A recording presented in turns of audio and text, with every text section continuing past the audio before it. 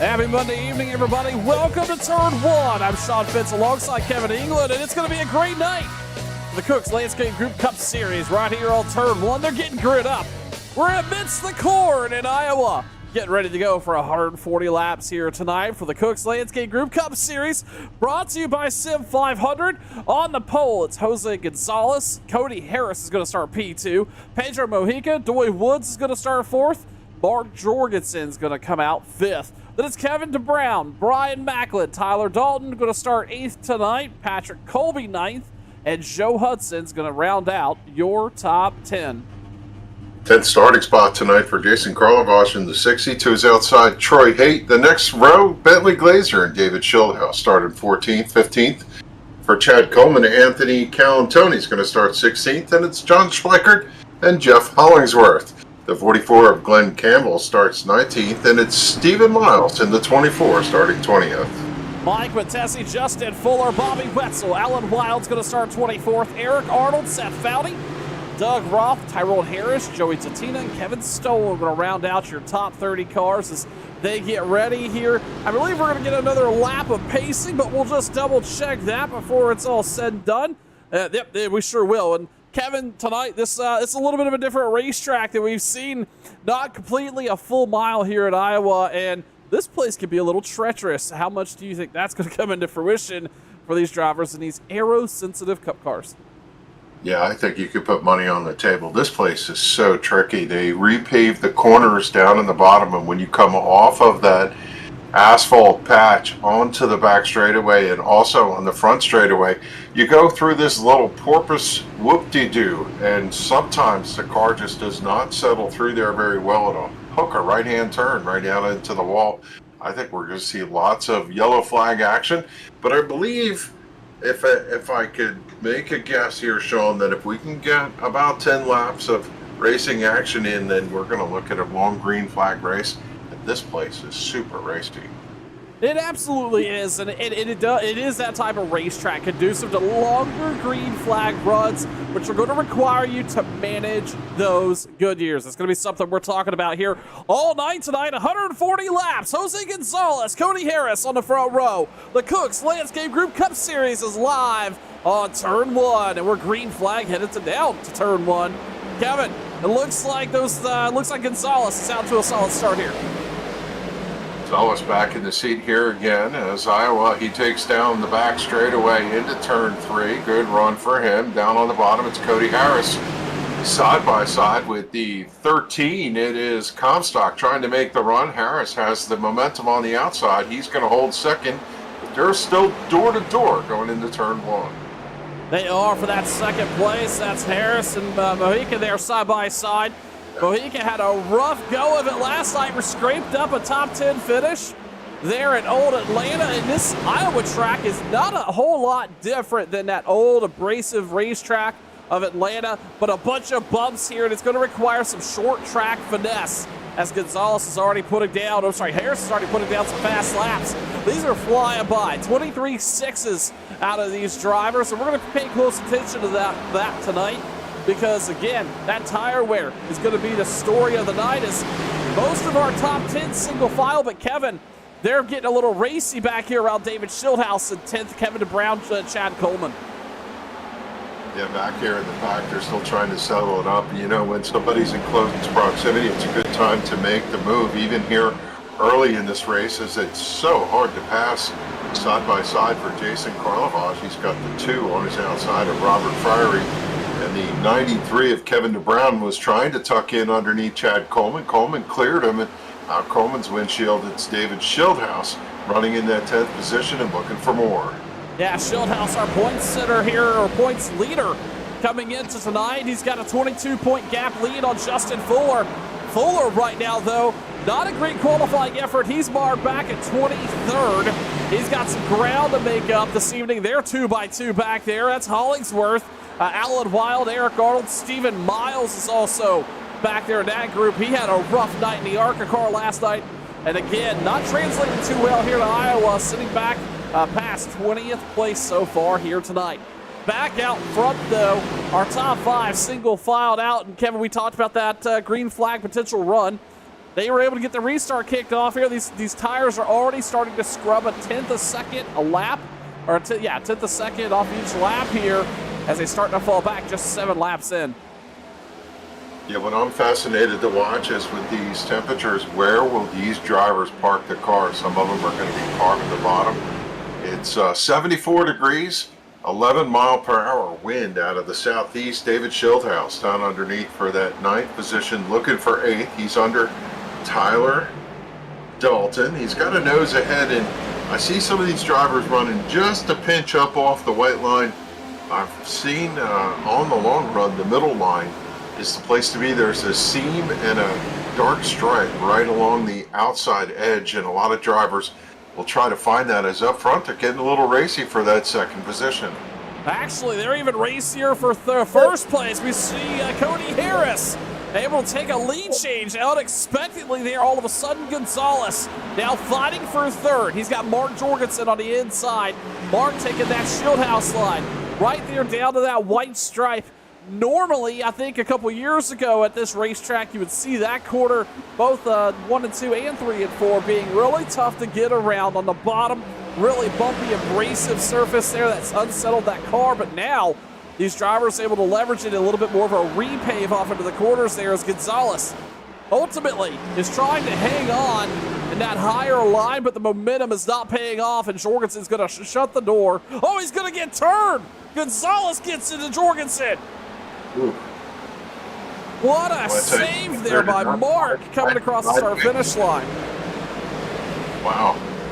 That is unexpected here at this racetrack, and if you get far off the racetrack, you will not see a yellow. But I got to chat with Mark just a little bit before we got started. He was super excited about being hammered down around this place. He likes this elbows off type of racing, and he just got a little bit of a fill. He's got to reset here, get back in underneath Bentley Glazer, and see if he can run, as we've got a caution on the speedway. Multiple cars turn around here on the front straightaway. Yeah, it looks like that's going to involve Wesley Donaldson and a couple others here tonight. Wesley running on the top 5 in the points. That's not the thing he wanted to see. Let's take a look. It looks like Logan Koger may have been involved in this as well, as we're under caution here with less than 10 laps in. Taking a look, this may have all started down the backstretch a little bit. A bunch of checkup there. And Koger may have gotten some help there, and then just nowhere to go. Kevin, that looks like that's just a lot of hard racing back there towards the back of the pack. Yeah, just a little scrap there for some real estate, and it's one of those things where you go down in there and you feel like you're gonna run the center, and you push the nose just a little bit, and unfortunately for the 22, he got a nick of that. It looked like the 91 actually just turned it sideways. Not sure that he got a lot of damage, but we're under caution here for the first time on lap number 12. The Cook's Landscape Group Cup Series brought to you by Sim 500, live here on Turn 1 tonight.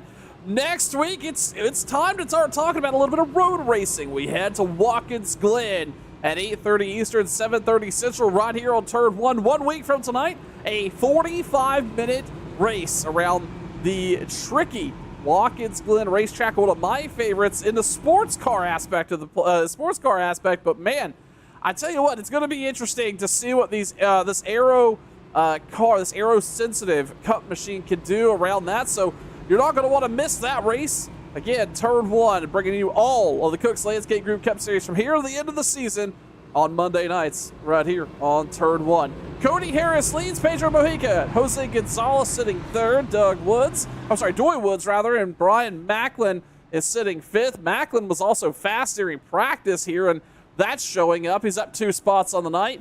Kevin, I tell you what, these guys, they're going to have to really think about this from a tire strategy standpoint as we're under caution. We didn't really see anybody in the top 20 here come down. It looks like Randy Yoke and a couple others is going to lead them down pit road. If you were in the driver's seat here tonight in these Cup cars, what does your tire strategy look like, considering you have to go 140 laps here and try to remain competitive?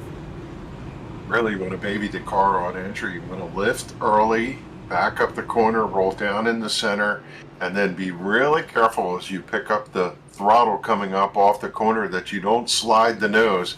It's really all about that right front tire, and these drivers with 140 laps with only a handful of tires to go, their tire set limit here in the race is 4, so they really do have to take care of their tires. And the question that I have is, you're on lap 15, certainly you're not going to change tires now, you can't afford it. But this is a little bit helpful, Sean, is they can conserve a little tire here running around under yellow. Tires cool off and reset. I'm going to wonder what tire strategy is going to look like here as we plow through this Iowa cornfield. And depending on the strategy here and what you decide to do from a tire standpoint and how these cautions fall, there could be a time and place. I think some of these drivers can try and squeeze a one-stop race here. You're not going to want to do it from a tire perspective, but that may be, it's going to be close, but that may be the option. And with enough cautions and they falling in the right place, we certainly could see some strategy play favor here to some of these drivers tonight. Maybe some of those towards the rear looking for a solid finish. I don't know. We're going to find out. Pedro Mojica, Cody Harris up front.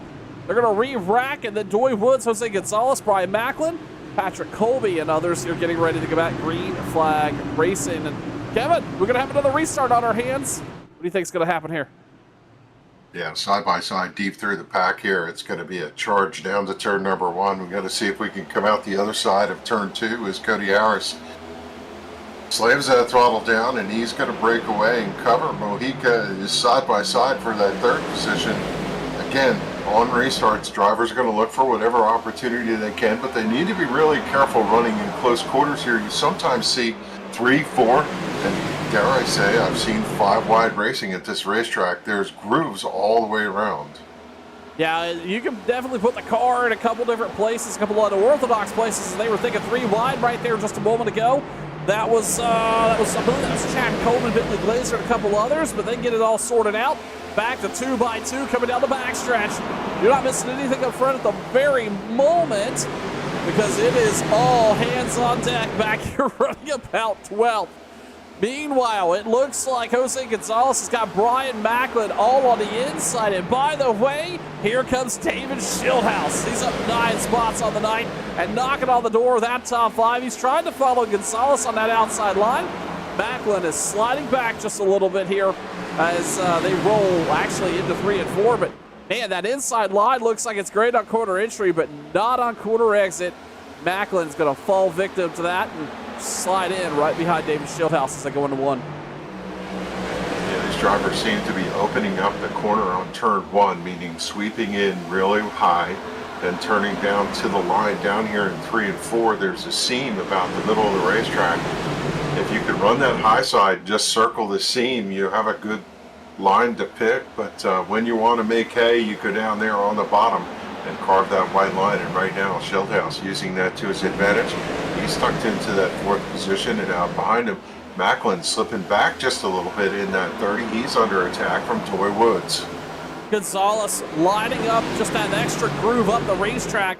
We've seen him do that, but I didn't think it was intentionally, and he may be losing another spot here as Schildhouse started pressuring on the bottom. This is, I would argue this is David Schildhouse's type of racetrack, and the ability I've seen out of that driver over the last many weeks. I've seen him racing. He's been able to put together some really, really strong runs at these more technical finesse type tracks, and Schildhouse showing that he's here, and the children, I'm sure, are all cheering along as he is pressuring for that third place spot as they come across the stripe here, lap 23.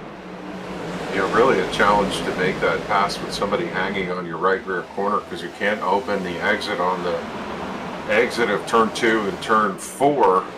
But unfortunately for David, or for Jose Gonzalez, Schildhouse figured it out. And I agree with you. There's something about that technical ability to come up off the corner and yaw, meaning the car is just slightly sliding. It eases up to the outside and it goes across that bump. And for Schildhouse, he just seems comfortable at being able to keep the throttle. Looks like Macklin has settled in here, and as a matter of fact, Gonzalez has fallen back to the front bumper of Macklin. Meanwhile, behind him, it's Tyler Dalton and Doy Woods battling side by side as they head off into one. We've seen Dalton again leveraging that high line, almost like Gonzalez a little bit. Maybe some tire conservation strategy there at play as Dalton's able to maintain that position, riding right there on the edge of that seam on that quarter entry. Certainly being a factor, but boy, it's 3 wide getting busy behind him. That is Mark Jorgensen, Chad Coleman. They are getting a little brave here in the early going as they roll out of turn 2. They get it sorted back out, 2 by 2 off into 3. That was almost a game of chicken as to who was going to back out of there. Was Mark Jorgensen, who kind of eased out and wanted to fight another day, and it cost him a position as Justin Fuller. Last week's winner slides underneath. They're side by side in front of him, and he's looking for a hole to charge through. Fuller up to the 11th position. Justin Fuller just 22 points behind our point leader, David Schildhouse. And I tell you what, you want to find a driver that has found his niche in this Cup car. In a lot of races where drivers are just generally not happy with the aero package combined with the tire model, that driver has found his home. Justin Fuller up 12 spots already, sitting 11th, and going to continue to march forward here as the laps continue to tick away. Oh, Woods goes for a wild ride off of 2. Dove deep to the inside there, almost as if that car got a little sideways, and that was the best way to save it. Kevin, I would say it's early to be seeing that kind of behavior, but we're already seeing these some of these drivers from a lap time perspective. They're starting to fall off already, 2.5 tenths in a couple places here in the top 10. Yeah, I mean, I know this is a race at the Iowa Speedway, but a lot of these guys are playing catch. I just saw Carlehage come off of turn 4 the lap before that and go through that swale of bumps where the pavement changes, and he also got sideways, and it just seems like every lap somebody hits that wrong, and it almost feels like the right front goes over, then the left front, then the right rear, and the left rear, and when it comes back to the left rear, it turns you out to the right. We just saw Robert Friery pancake the wall in the number 2. It is so tricky on throttle up over that set of bumps, especially on the backstretch. And Friery, pretty hard contact with the right front over there on the back straightaway. Going back up front here, Cody Harris continues to maintain a strong pace here. Last time by at 24.82. A little slower than he has been. We've seen some low mid-70s out of that driver. But keep in mind, oh yeah, I was way wrong. We're not talking 2 tenths. We're talking a full second or more on tire change here in just those 32 laps now. That's a 4, not a 3, Sean, so that makes a lot of sense. But Pedro Mojica settled into that P2 spot and pressuring Cody Harris here. And this is where he's been all night. How much of that, Kevin, I know I ask a lot of questions, and I know how I would feel, but if you're Cody Harris and you have somebody like Mojica right there on the bumper, lap after lap after lap, how hard is it not to overdrive the car, especially when you've got David Schildhouse, who is notoriously a quick driver, sitting right there in third. I mean, at this point, you're really kind of looking out the windshield. You do peek up at the rear view every time you come up off the corner to see if somebody's at your corner, but you're really trying to, this track so sensitive to hitting your marks, getting off, controlling the throttle correctly.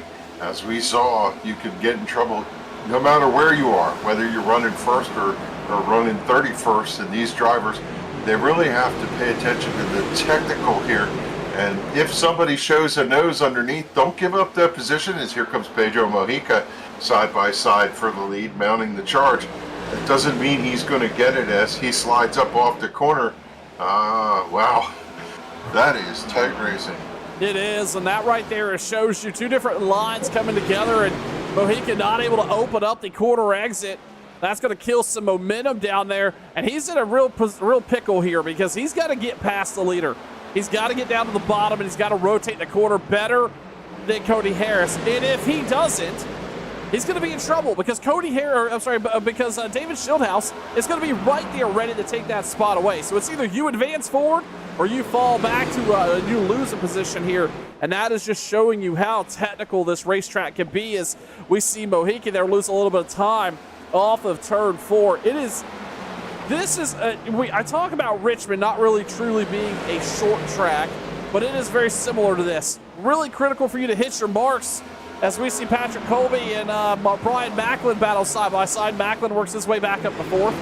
But Iowa is no different, even shorter and requiring you to just be precise lap after lap after lap as they come across the stripe here on lap 38 for the Cooks Landscape Group Cup Series here on turn 1. So far, everybody in the top 10 mostly single filed out, and Kevin, I think this is that green flag run we were alluding to a little bit here. We had a little bit of a caution. What was that, lap 13 or so? But now everybody's got it sorted out, and we're starting to see some folks ebb and flow through the field. I spoke You got Mojica spinning off the bumper of David Schildhouse. Oh my gosh. Was that Pedro Mojica? It was. And unfortunately, yeah, Pedro was down underneath our leader of the 95 of Harris. He got loose out of turn 2 about 3 or 4 laps ago. Might have heated his car up, heated the tires up, and out of turn 4, the car was doing just a little bit of dance. I don't know if he backed up to the bumper of the 20 or the 20 got to him, but Mojica did a full 360 and was able to grab a gear and drive out of it. He's currently in the 10th position, but that was a little extracurricular activity for Mojica, who's sitting in for the normal driver of the 13.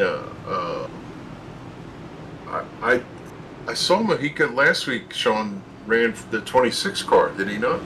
I believe that's right, as we see everybody coming down pit road here. One note, though, Kevin, I almost wonder if David Schildhouse took more damage than Mojica did there. Obviously, Mojica going to have some right rear, but we saw some heavy right front damage on the nose of David Schildhouse. He got into that outside wall after that event, and knowing how sensitive aero-wise these cars are, that may play a factor here before it's all said and done.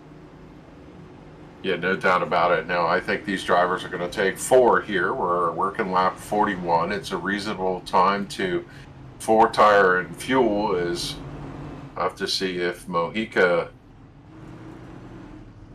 will take 4 as he sits in the... Yeah, right side's going on. Looks like the left side of that car is going to go up, but it looks like Cody Harris. Nope, that was a full stop there. Full service for Cody Harris. Doy Woods looks like he missed his box as well, so I sure will see him come back down. One thing to note here before we step aside for just a moment, Nelson Rivera and Brian Wertman, last down pit road, lap 14, lap 15. This Wertman's going to hit pit road, and so will Woods, but Rivera elects to stay out. We're under caution for the second time. We're going to step aside. You're watching Turn 1.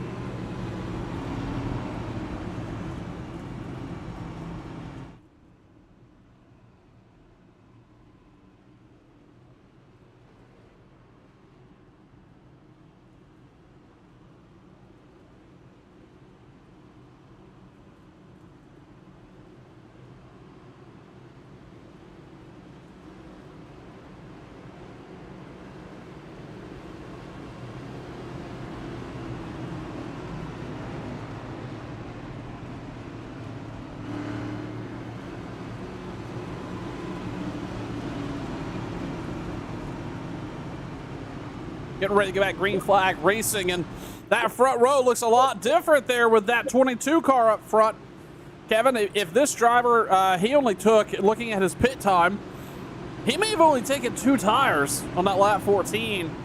This is going to get spicy with him, and we saw those tires fall off almost a full second. What are your thoughts here, this strategy to get up front on that track position?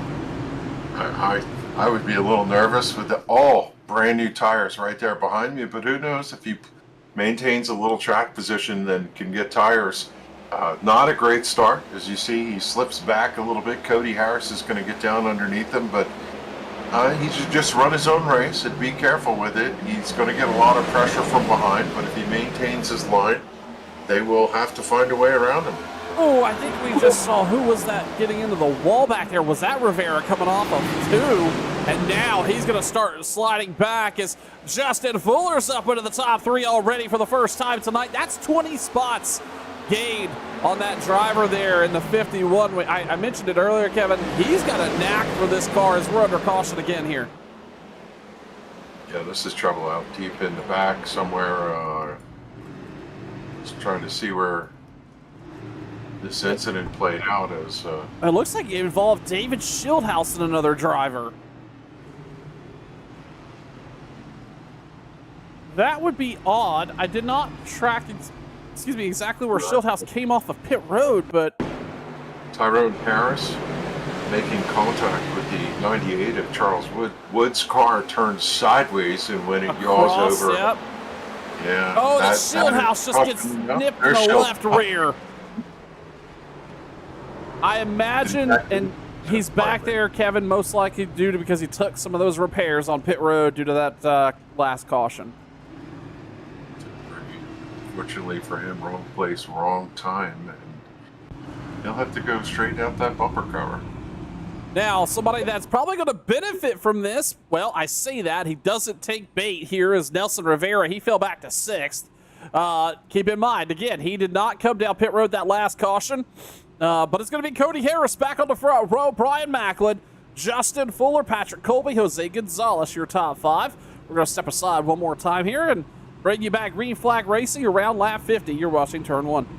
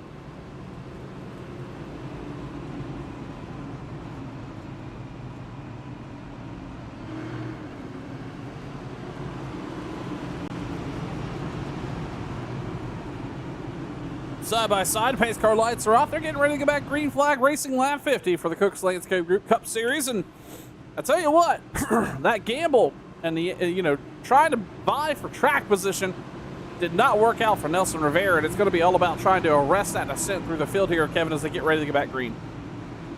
Yeah, I mean, currently sitting in 6th position. It's not terrible, but he's in a difficult place because now he's in the scrum, and he's going to have to try to hold the car down.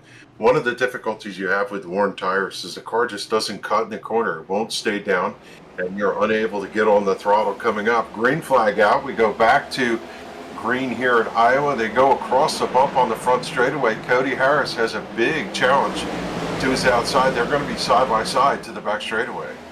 They are. That's Macklin challenging again. He was fastest during practice. And that effort certainly showing had a solid top 10 qualifying effort. Now, we're going to have a new leader in Brian Macklin in the 30 car here, lap 51. But even more of a challenge is going to be Justin Fuller. That driver has made really big gains so far here tonight, sitting in 3rd. And if I know anything about how he's managed his car over the last couple weeks, that is him just riding in cruise control right now, vying time before he needs to leap again, take advantage or take a shot at that lead. Yeah, beginning of this season, David Schildhouse looked completely unstoppable, but lately it's been the summer of Justin Fuller. He's got 4 wins on the season, 2 poles, and continues to rack up these top 10s. He's got 15 top 10s so far this season. And I'll tell you what, just tonight he shows that he has the speed. I have to go back and make a note to Brian Macklin charged around, led a lap 51. And then the 95 hit the afterburners and just drove down underneath him. In a way, he's out by 6 car lengths right now over the 30 car. Yeah, that happened pretty quickly there, but Cody Harris back in control. We've seen that driver be a really quick flash in the pan here the last, well, I won't call it a flash in the pan. He's certainly been towards the top of the field here. A little more aggressive, I think, if we look at incident counts only, but he right now is looking like he's got a lot of speed here.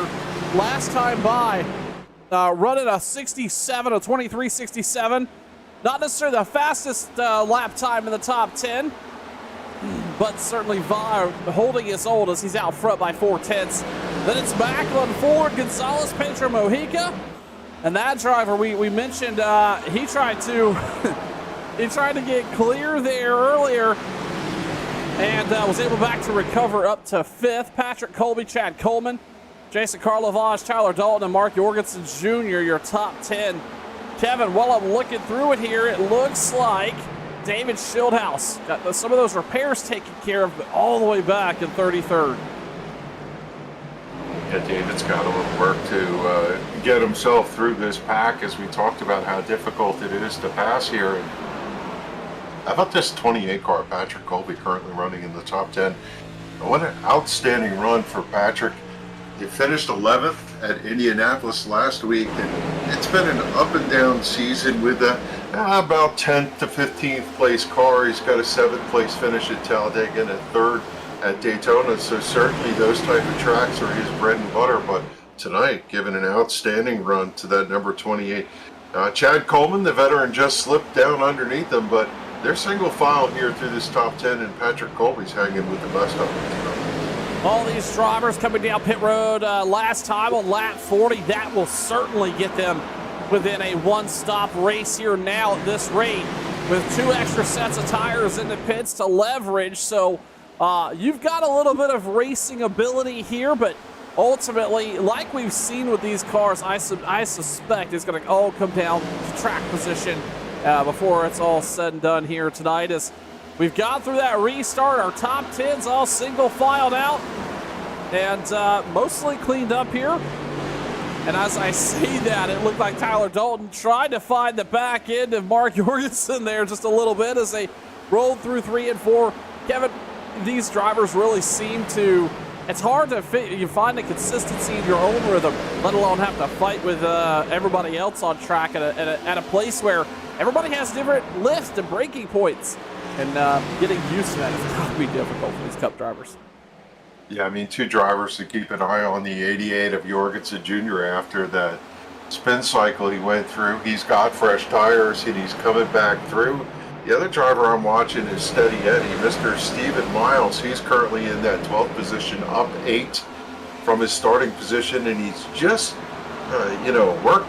work pail kind of guy. Brings his work pail and eats his peanut butter and jelly sandwich and comes out and does the job.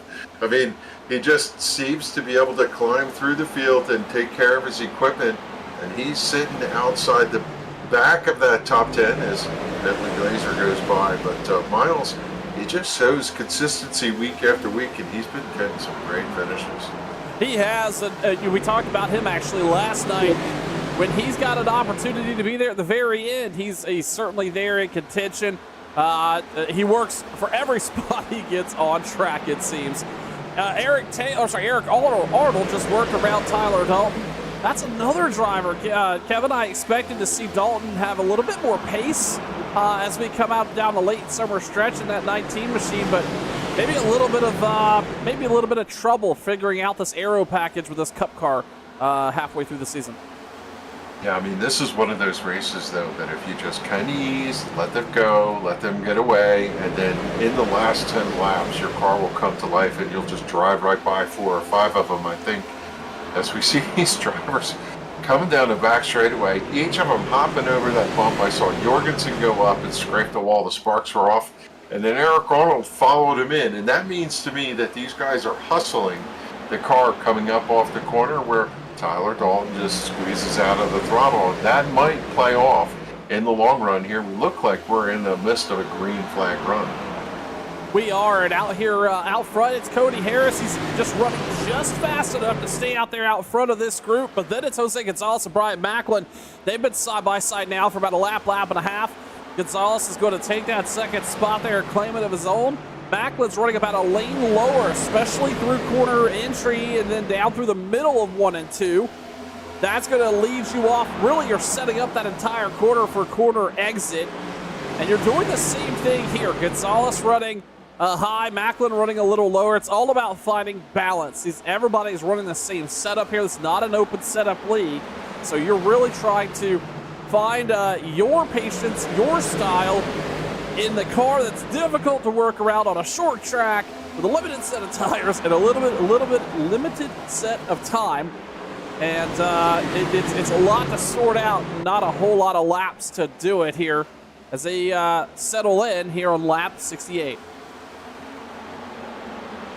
Yeah, I'll tell you, this is weird in the context that you want to race this track like a robot. You want to be absolutely perfect with hitting your marks, where you enter, how you work the throttle, but yet every time you go down in the corner, the car seems to behave differently. You might get a little bit of a twitch, it might slide the nose, it might slip coming up off the corner, and certainly every time you go through that bump, it does something a little bit different on the front stretch and on the back stretch. So you really do have to be elbows up here and on the car all the way through, and if you could be smooth as glass and take care of that right front tire, certainly this Cody Harris number 95 is taking advantage of the clean air out front. Sean, drivers talk about how much better the car drives when you can just point it through the wind.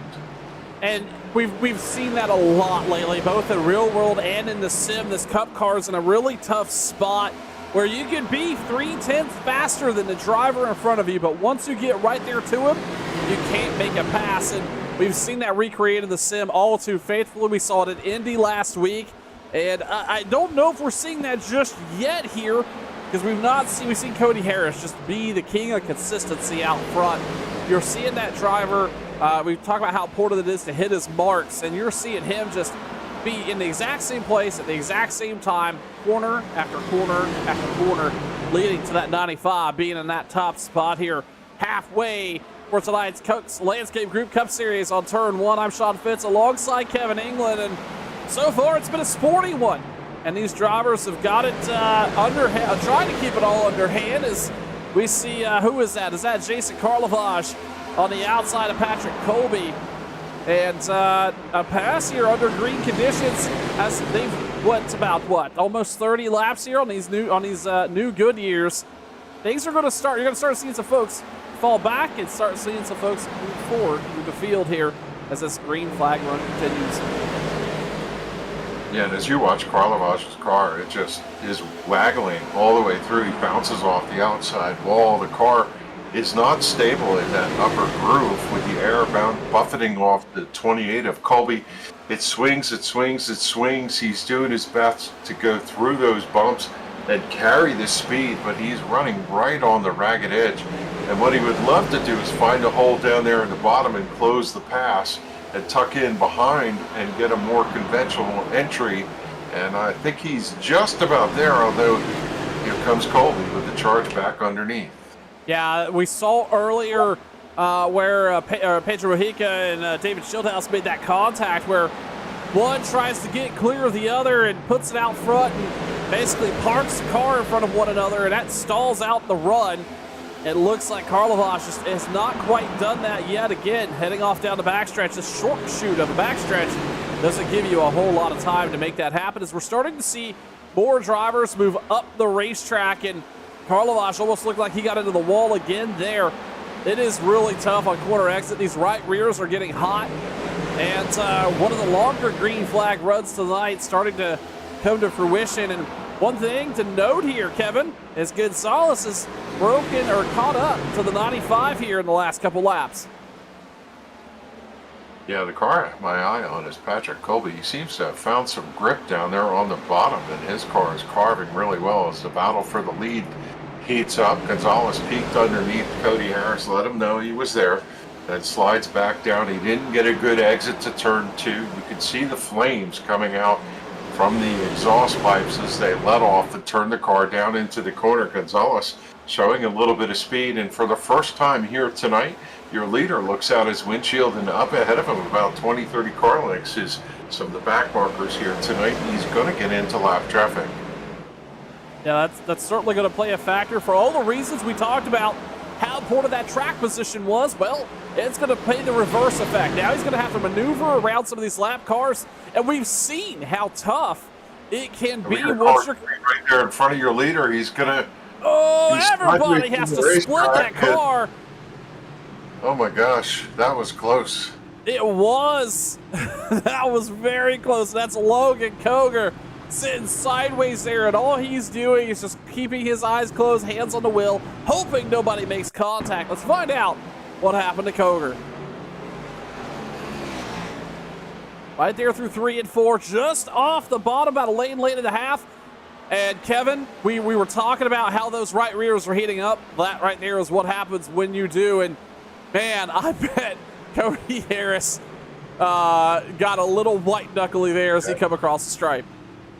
Yeah, Harris had to take evasive action and go left as he saw the 5 sitting there in the racetrack. And for Coger, it looked like the car was pushing, and then when he yanked a little bit of steering wheel to keep it off the wall, it got loose and spun down there to the apron. And he went for a pretty wild ride here, but didn't hit anything, and nobody hit him.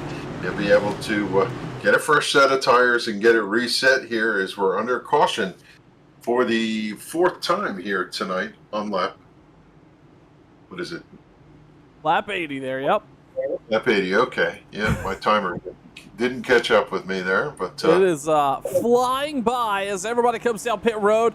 Remember, they do have 2 sets of two tires left in the pits. This would get them the rest of the way on fuel, but everybody's going to want tires before then as everybody hits the box. I think you'd be a little nutty to take 2 tires here, as we saw Mojica have to back up a little bit. Drove a little too far forward. Gonzalez is going to have that top spot, that first spot in the box, but it's going to be Cody Harris out front. And then Joe Hudson. Hudson having a great stop there. I have a sneaking suspicion, and yeah, Joe Hudson may have a little bit of a speeding penalty to deal with there, as he's going to come out second, but his total time on pit road was about 15 seconds shorter than everybody else. I don't know if he missed his box or something, and then, yeah, it almost looks like he just drove straight through. I don't know that he even stopped. I think he missed his box and decided, I'll go around and come back again in the Lidos, how do you say that, 49? Toyota. Yeah, he did not stop, so he's going to go in, and now he drops in. We see David Schildhouse also on pit road again. Some existing damage for that driver here. And I imagine, again, the children probably not very happy with this result so far tonight. But hello to them. And if anybody's watching from that side, we appreciate you tuning in to Turn 1. It is going to be Cody Harris, Brian Macklin, Justin Fuller, Patrick Colby right now sitting fourth, and then Chad Coleman going to restart fifth. We're going to step aside for just a moment. You're watching Turn 1.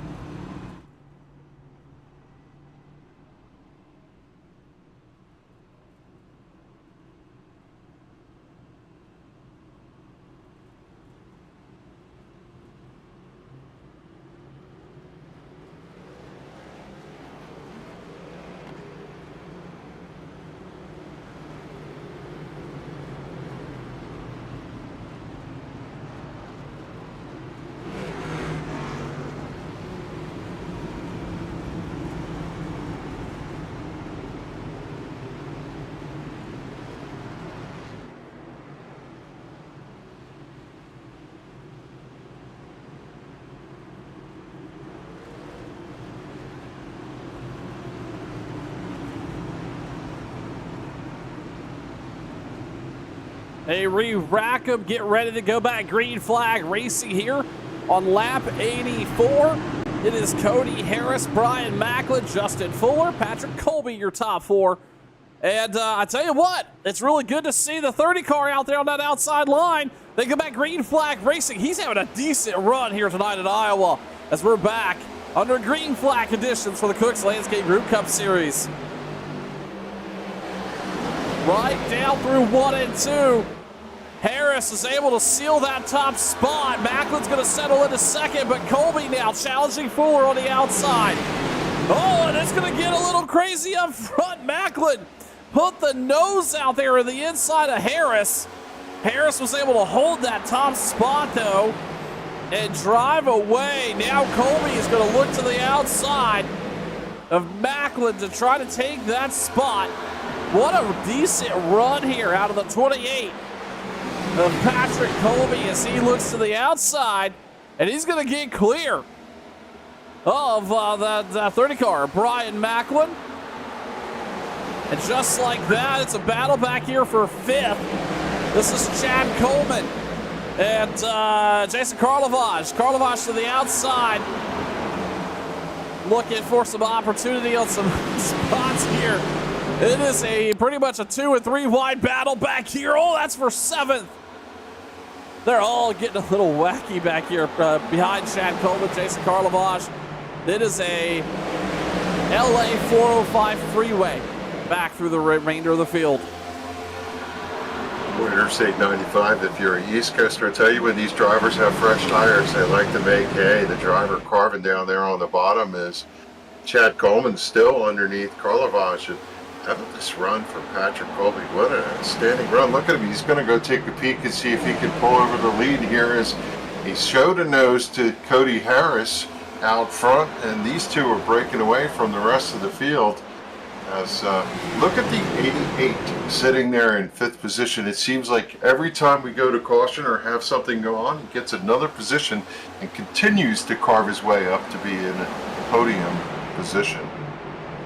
You know, another driver we've not spoken one time his name, and he's currently right now sitting in that 8th spot. That's Josh Parker. I didn't even know Josh was racing tonight. We never spoke of him. And then that paint scheme looked familiar. I look it over at our timing, and he is on a tear. He is up 31 spots on the night, currently up to 8th. Not his season, that driver's got a lot of passion, and we'll call it that, in that 81.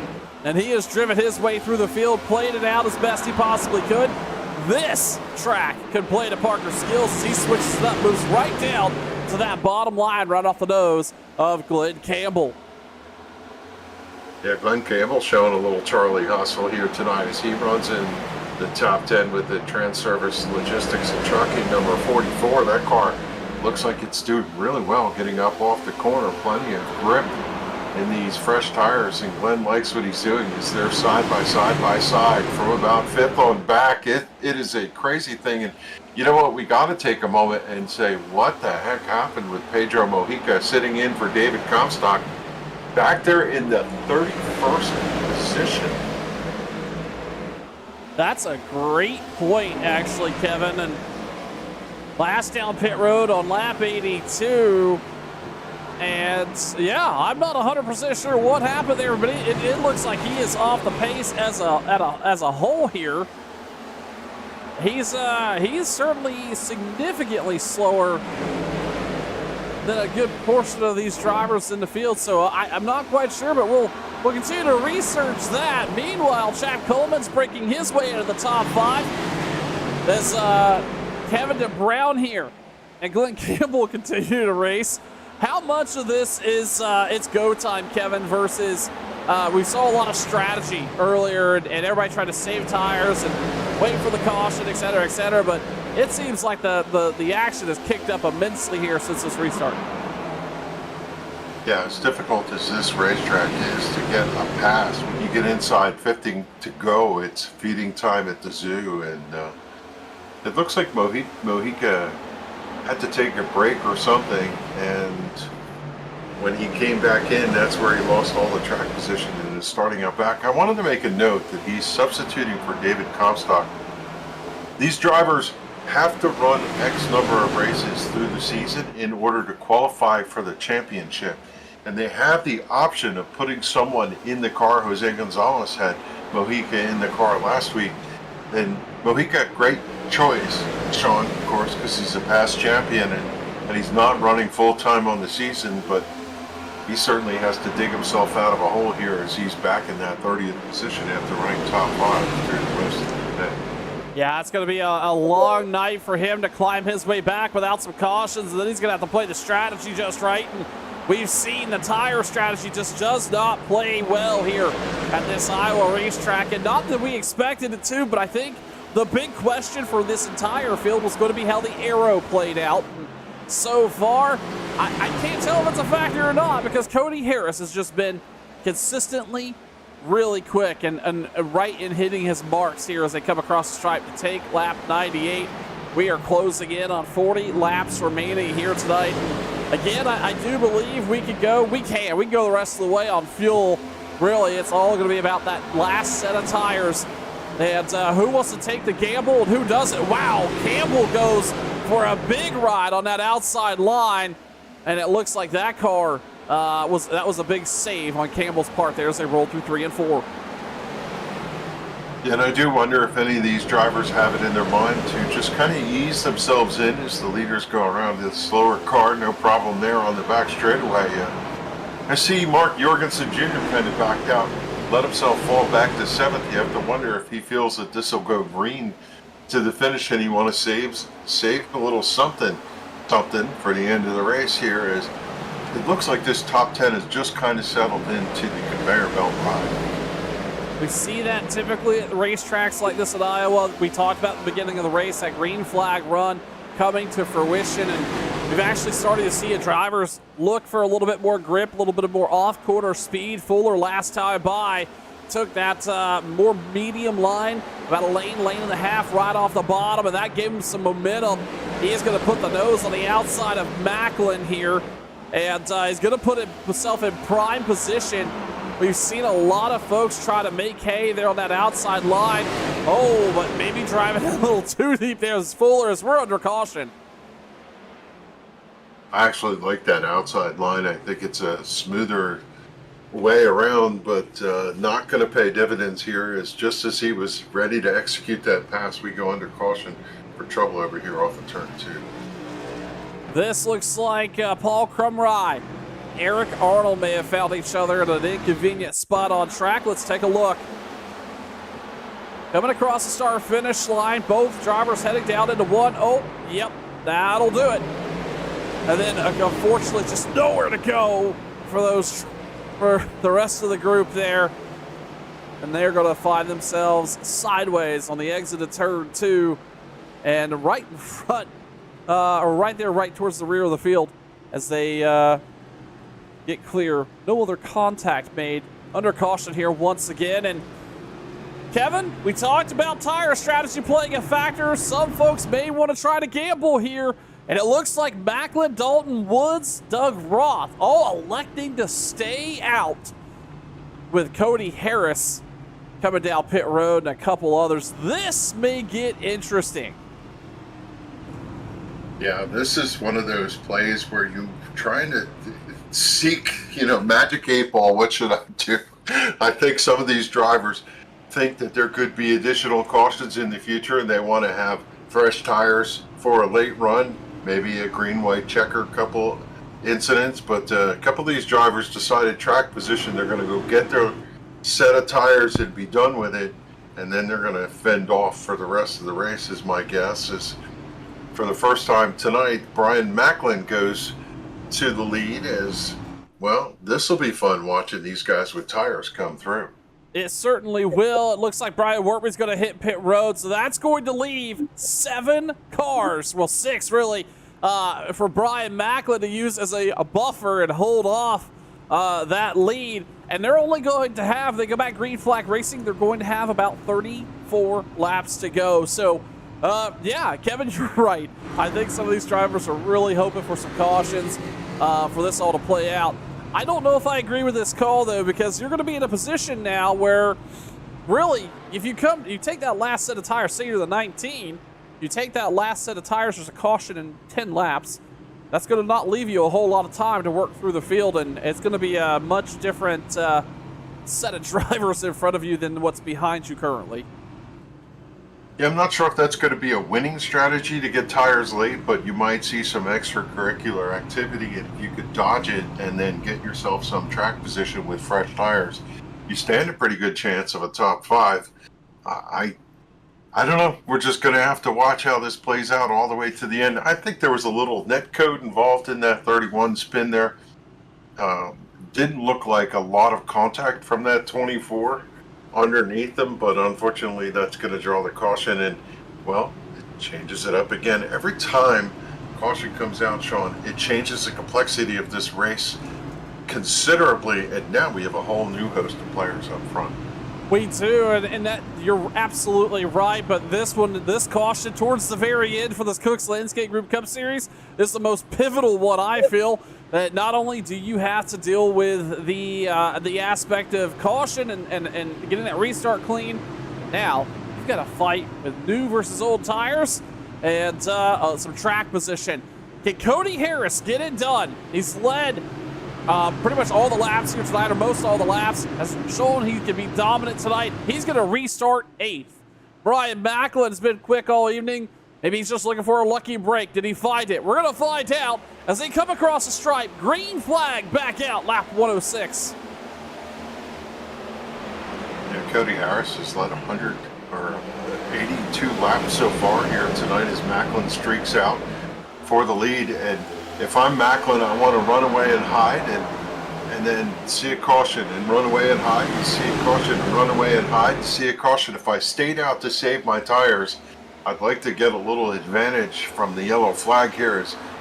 Look at that cool looking Richard Petty, number 43, running there in that 4th position. He's under attack from, here comes Harris, like a shark there.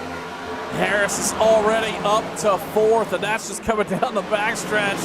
He's going to bring Justin Fuller with him. There's another caution. We got a couple cars sideways here. It looks like Kevin DeBrown is sideways across the racetrack. Ron Hollyfield had to take a ride as well.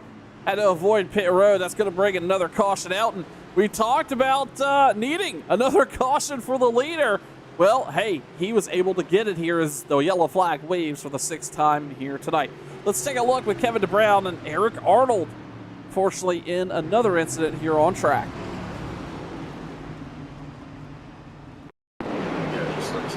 Campbell went in, not expecting the 93 to come down and change lanes, got into the left rear quarter panel of that 93, sent him around right in the middle of the scrum there. Yeah, not a whole lot of place to go either, and a couple drivers locking up there on the bottom and sideways. That I think ultimately is just going to be a hard racing deal. Everybody trying to get what they can on these restarts, as we talked about, Kevin, and Well, that's some of those drivers unfortunately going to pay the price here. Now, this is interesting because we talk about the opposite end of that strategy. Macklin, Dalton, they all stayed out. So did Doy Woods and Doug Roth. They've all stayed out, but now they're kind of at mercy of the track position. Meanwhile, Cody Harris has worked himself all the way up to third after that very short white or green flag run. Then Justin Fuller sitting sixth. Josh Parker's now up 33 spots, he's sitting sixth. Justin Fuller's sitting fifth. So some really interesting strategy at play here, and I don't think we're done seeing Cody Harris up front. We're going to step aside for just a few moments here. We're going to go back green flag racing around lap 111. You're watching Turn 1.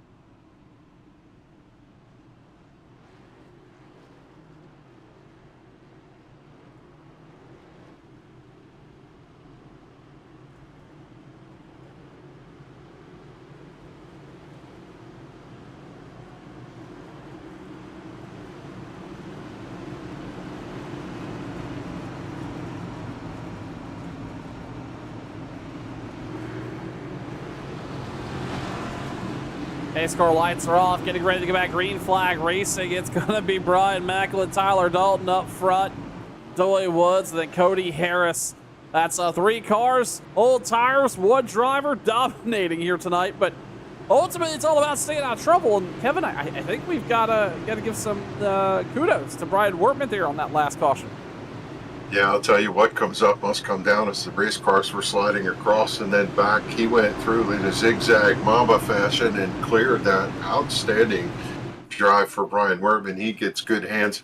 I think you got to look at Harris, Parker, and Fuller. They were in a train charging through this group when that caution came out, and I expect the three of them to start getting really busy here and coming through on attack to get to Tyler Dalton and the 30 car of Brian Macklin, who's leading. Macklin, outstanding restart for him. He's out by 2 car lengths as here comes Harris in for second. Tyler Dalton had really nowhere to hide here. Same with Woods as Harris squeezes by. Justin Fuller's going to get that spot as well. Parker now looking next. He's up into the top 5 for the first time tonight. Not a bad run out of that driver as they get clear. Meanwhile, here comes Patrick Colby on another decent night. Here's Woods, has to check up hard to avoid Dalton. Then Macklin now is in trouble. There it is. Brian Macklin's going to lose that lead. He's going to lose the lead and then some, as he's going to fall all the way back to 4th and we're under caution once again. Yeah, these drivers with fresh tires, they're just no match, those who stayed out. And you have to believe at this point for any of those drivers who have a set, they're heading to pit road. I see Macklin, Dalton, Woods, Stephen Miles, Jose Gonzalez, all of them pitted last time on lap 80. And I have to believe with the, 20, inside 30 to go, these drivers are going to go pick their last set. And as we saw Fuller, Harris, Parker, and Colby charge through, don't count these guys out. I think with fresh tires at the end here, Sean, they might be able to make a surge and come contest for the win. Yeah, this is the opposite side of the strategy I was talking about just a little while ago. Those drivers are going to have to race their way forward. And there was only 7 or 8 cars that stayed out, but now they're going to have to race their way all the way back. Oh, goodness. They're going to fall probably as far back as 30th or maybe even more here as they come down pit road. So those tires are going to have to pay huge dividends for Brian Macklin, Tyler Dalton, Stephen Miles as they come down pit road to take the last set here. And when they go back, green flag racing with about 23 to go here tonight for the Cooks Landscape Group Cup Series on turn 1. Again, next Monday night, we head to the Glen, Watkins Glen. It's going to be a road race in the Cup cars here for the Cooks Landscape Group Cup Series, and you're not going to want to miss it. 8:30 Eastern, 7:30 Central, right here on Turn 1. Make sure you get connected, either through YouTube, Facebook, wherever you're consuming the content. We'd appreciate the support by giving us a like, a subscription, give us a follow on Facebook, whatever you need to do to get connected, as we're going to be with this Sim 500 Cup Series group all the way down the stretch to the end of the season. And the summer's coming to a close very, very quickly, and the racing is just only going to heat up from here, right here on Turn 1. Going to step aside for another 60 seconds or so. Get ready to bring you back green flag racing with 23 remaining here at Iowa. You're watching Turn 1.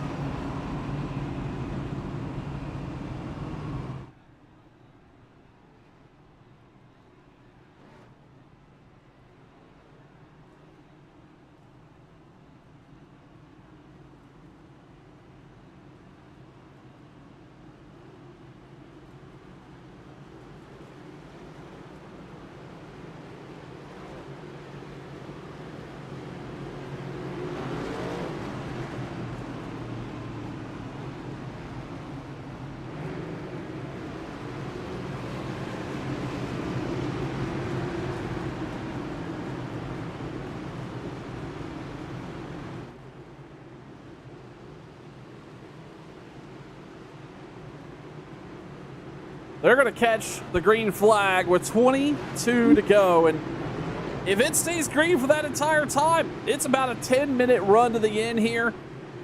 And everybody is going to be chomping at the bit. We talked about how difficult it is to make passes here tonight. Well, this is what could be your last opportunity to do so. The pace car is going to head down pit road. It's Harris and Fuller on the front row. And then it's Parker and Colby side by side. The green flag back out. And there they go down into what? Colby getting a great jump off of Parker. And Kevin, I mentioned it during the break. If Fuller can have a great restart, this could be tight. And they're side by side down the backstretch. Yeah, he just really charged the corner up there, slapped the right side against the wall. I don't think he ever lifted. The back of that car is just caved in, but it doesn't seem to be hurting him for the first time tonight. Justin Fuller, P1. Now the question is, can he clear Cody Harris and lock the position up? It looks like he's got it off of turn 2. He does. Oh, he's going to make contact with the wall again. So will Colby.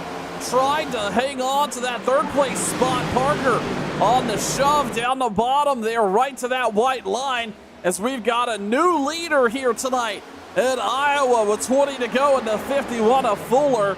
Not a bad presence, and just like that, Kevin, Justin Fuller runs the fastest lap of the night, a 23:10 from the point. Yeah, I'm telling you, these guys have turned up the wick. It is 74 degrees Fahrenheit. The temperature has stayed pretty consistent. We wondered if the track would cool off and add a little bit of grip for these drivers, but whatever the case may be, it's hammer time as Justin Fuller out front. He think he's using that right side against the wall up there as just part of the racetrack. It seems like he can use that to square the car up as he hammers down on the throttle. And right now he has a 1 car length lead over Cody Harris. And You and I were chatting about this as Colby continues to impress in that 4th position, and there's a side-by-side battle for that 5th slot. Here comes the 88 of Mark Jorgensen. I wondered if he was reserving a little something in the tank, and what a recovery for Wesley Donaldson back there in 7th. I was just about to say, we saw Donaldson involved in a couple incidents here tonight, and he's recovered back up to 7th. Not a bad run for him. He's up 30 spots on the qualifying effort. Randy Yoakum also up here in the top 10 for the first time tonight. A decent run there out of the 8. As we look back up front, Kevin, you're right. It's Justin Fuller pulling a Ross Chastain a little bit there off of turn 2. But you can only do that a couple times before it starts to hurt the car more than it's helping you on the drive off. But right now, that 51 looks like he is also hitting his marks here out front. Yeah, all these drivers, pit lap was 102 all the way back to Brian Macklin, who pitted on lap 115. He's the driver with the freshest tires, currently sitting in 11th, chasing down Seth Foudy, the Simseeds Toyota. Looks a little squirrely here coming up off the corner. He doesn't look very comfortable, and he's got a car underneath him. Indeed, it is Brian Macklin looking under. Macklin carves down on the bottom as they get sideways up in front of him. It's the 60 out in the wall. Karlovage has a handful up there, and Macklin's going to squirt around him. That was almost a nightmare fuel there for that was Donaldson who had to weave and dodge his way out of that. But no, that's a great point. Brian Macklin back all the way into the 9th place spot.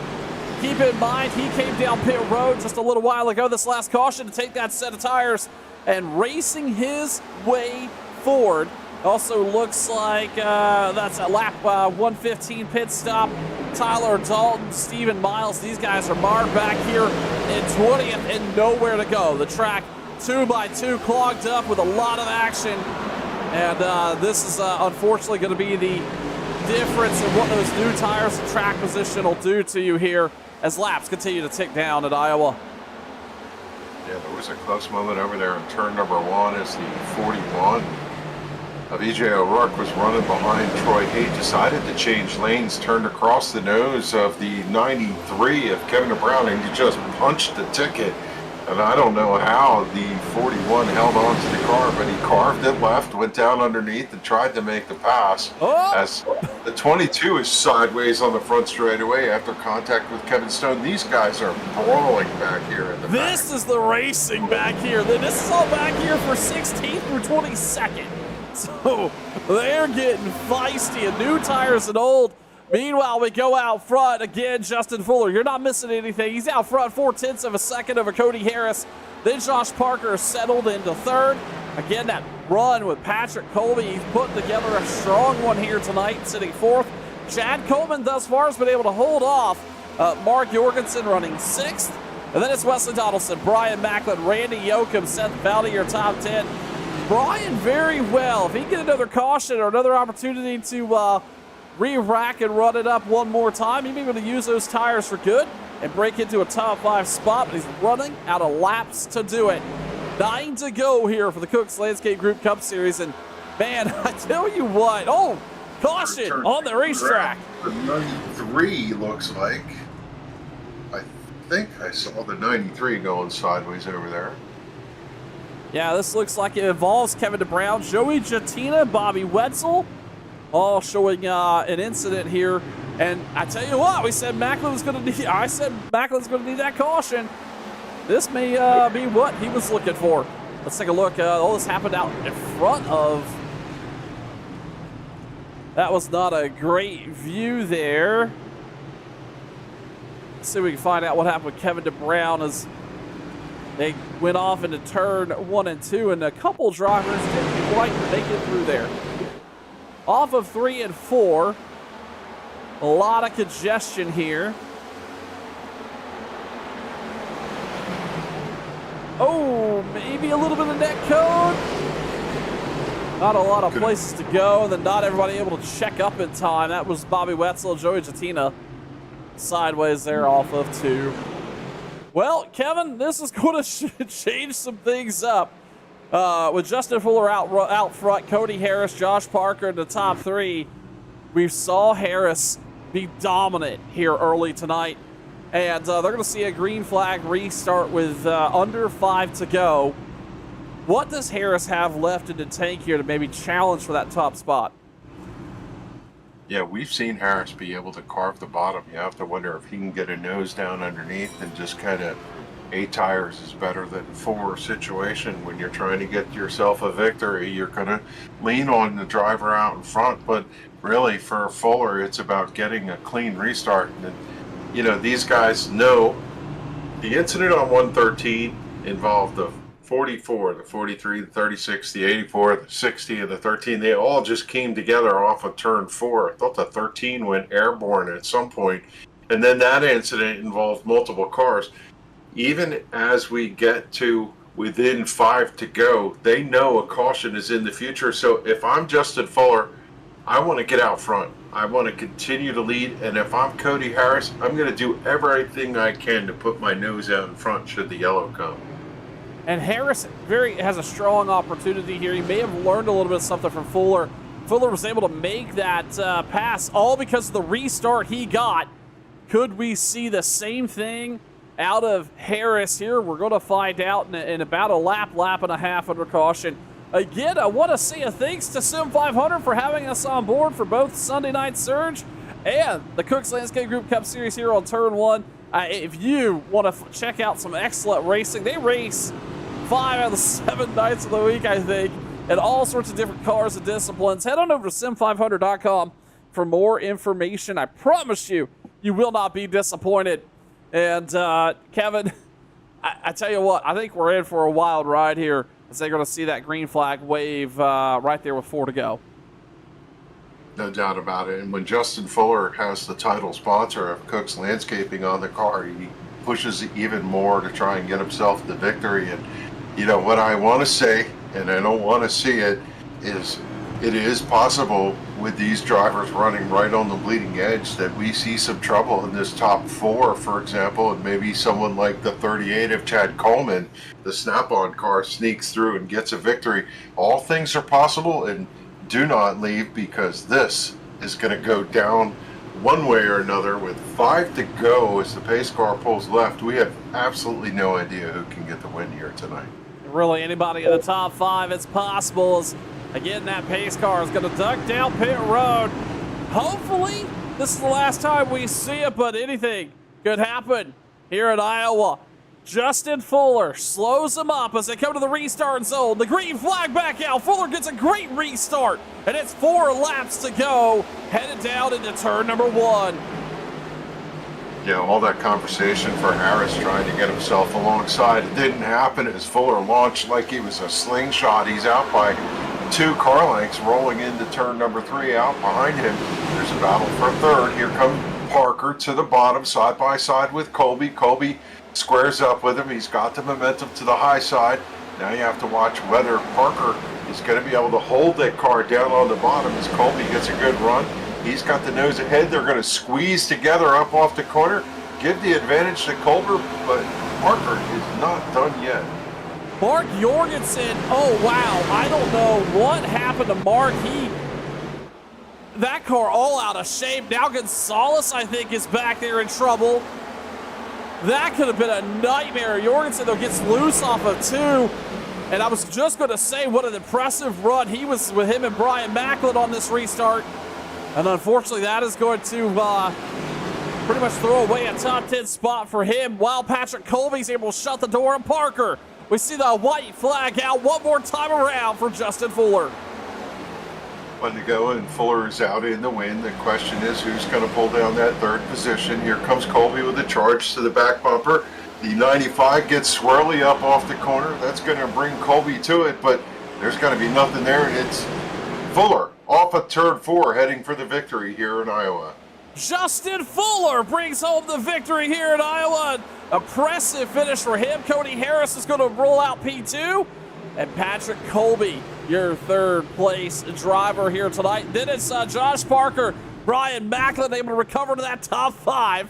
And they're still wrecking under the checkered flag here. A wild night in the books at Iowa. Justin Fuller, we said it earlier, he's got this car figured out, and man, he continues to show he knows what he's doing in the 51. He's going to burn it down on the front stretch, and we're going to step aside and get ready for some post-race. You're watching Turn 1.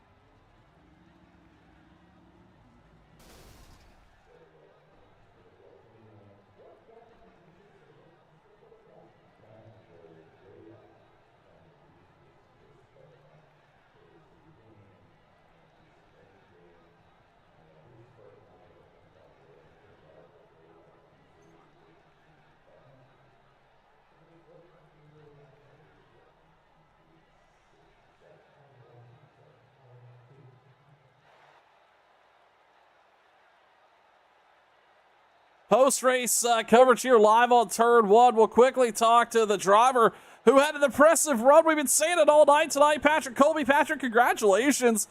What a drive through the field here at Iowa. We were talking about some of your finishes here or finishes throughout the season. What about Iowa really kind of worked out in your favor here tonight?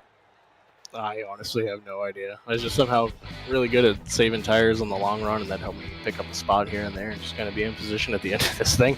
I wish I had another rhyme or reason, but I don't really know. Patrick, we saw this racetrack seem to be really tough on for a lot of drivers, but we saw the aero conditions of this car be really difficult over the last couple weeks and months, both in real world and the sim. How much of a factor did that play in this 0.8 of a mile racetrack? Bumpy Iowa. Yeah, it certainly did. Having the lead there at the end for Fuller was a huge advantage. That's why I was trying to get it away from Harris there on that one restart, because I know how big of a deal it is. It's just it's so hard to get up next to somebody without a long green flag run. Well, Patrick, listen, a string of some decent finishes at the super speedways, and then a third place here at a track like Iowa's got to feel pretty good. We head to Watkins Glen next week. What are your thoughts as we go road course racing? Just keep all four wheels on the pavement, and we'll see where we finish. Patrick Colby bringing home third place here tonight. Patrick, congratulations on the finish, and we'll talk to you soon. Thanks, guys. Kevin? Yeah, an outstanding race for Patrick Colby, and I'm going to see if I can grab Cody Harris here, our second place finisher. And Cody, a mixed result here, right? Dominated the race, and at the end, Justin Fuller was able to squirt around. But I don't know, are you happy or upset at the outcome? A little frustrated to lead that much of the race, but also just made the wrong decision on the restart. But I had come out ahead every time I started on the bottom, but I wasn't as familiar with running the top line, so I went with what I knew, hoping I could fend him off, and he just got a good run through 1 and 2 there and got around me. Yeah, that final restart, he just absolutely nailed it, and you were kind of racing for a second there. Take us through the track conditions here tonight. This place looked challenging, but for you, it almost looked like you were on cruise control most of the night. Yeah, when I was out front, I was just kind of managing tire, trying not to slip the right rear too much. The transition between the new pavement and the old, both on entry and exit, was probably the worst part. And then it would get tight in the middle, especially in traffic. So out front, I probably didn't have as much trouble with that. And then it also seemed like the track tightened up as the race went, as it got rubbered up. It's been an interesting season for you. A couple wins right off the bat, and then up and down all the way through. But when you're connected, you're a top 5 car. How do you feel about heading into Watkins Glen next week? I feel pretty good about that one. I've won. We were at COTA earlier in the year, and I think road courses and stock cars are my favorite combo in iRacing. So hopefully that one goes well. Hopefully can start up front, make it through the first few turns, and then have a good race from there. It's been a good season with good results, and again, another top 5 finish here as you climb your way in the points. How do you feel about heading into the championship run later this season?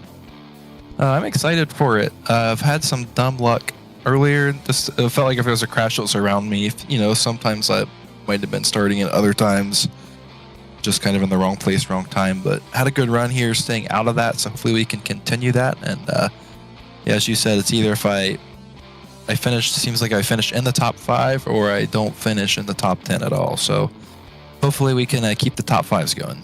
Hopefully get some more wins here too.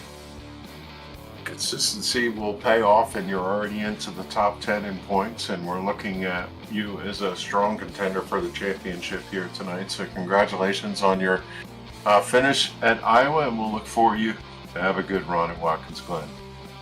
Sounds good. Thank you, guys. Hey, Cody, you want to give a shout out to anybody? You don't have any sponsors on your car, man. We got to help you out with that. Yeah, sponsors would be nice, but just my friends, family, coworkers, anyone that tunes in from time to time. I enjoy doing this every Monday, and then especially for you guys. Also, thank you guys for putting this on every week and taking the time to make a broadcast for people to watch. Yeah, you make it interesting to watch, and we had a great show here tonight, and we appreciate you stopping by. Thanks for saying hello. Good job on the second place, and we'll see you next week at Watkins Glen. Sounds good. Thank you. There you go, Cody Harris, your second place finisher, and now Sean's going to catch up with our winner tonight. Another win in the win column for Justin Fuller. Yeah, Justin, I tell you what, we mentioned it last week. You seem to have this car figured out. It doesn't matter if it's an 0.8 of a mile racetrack here in Iowa or an Indy in a long straights and those boxy corners. What have you got sorted out in that 51 car that just has the rest of the field scratching their heads?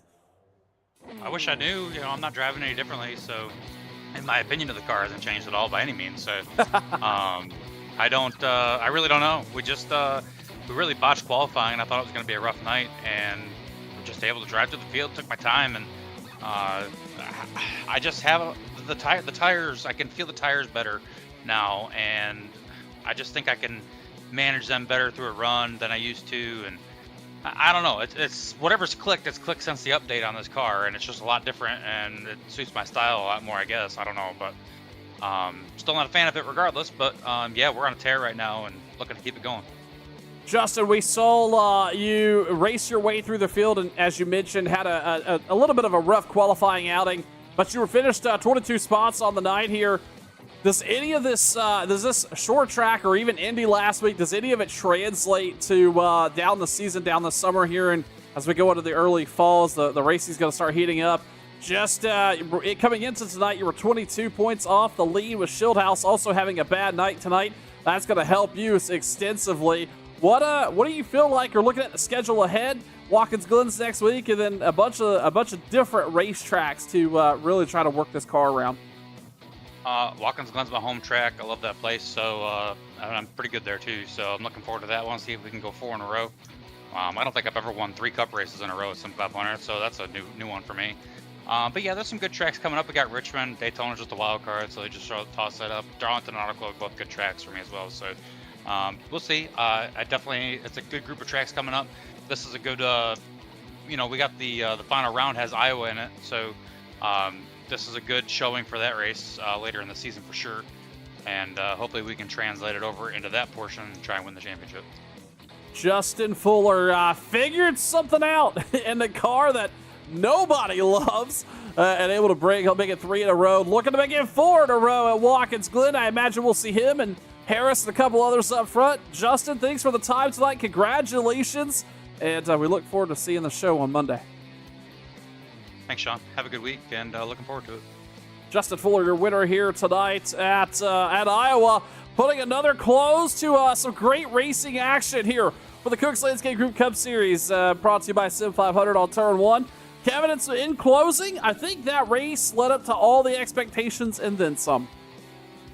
Yeah, it feels like he's a little more comfortable in his shoes as he hits this summer stretch. We knew he was going to leg it out, and he gets another victory. And this just in, it looks like Justin Fuller has become our new point leader. He has just jumped over David Schildhouse, whose luck has been pretty atrocious in this summer run. You know, if you'd have said in the beginning of the season, Sean, that somebody would catch and pass David Schildhouse, given how hot he was, I don't know anybody would have put money on that one. And how about it? He made the call.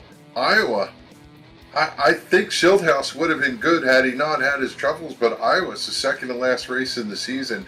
That's got to feel really good after pulling down the victory here tonight.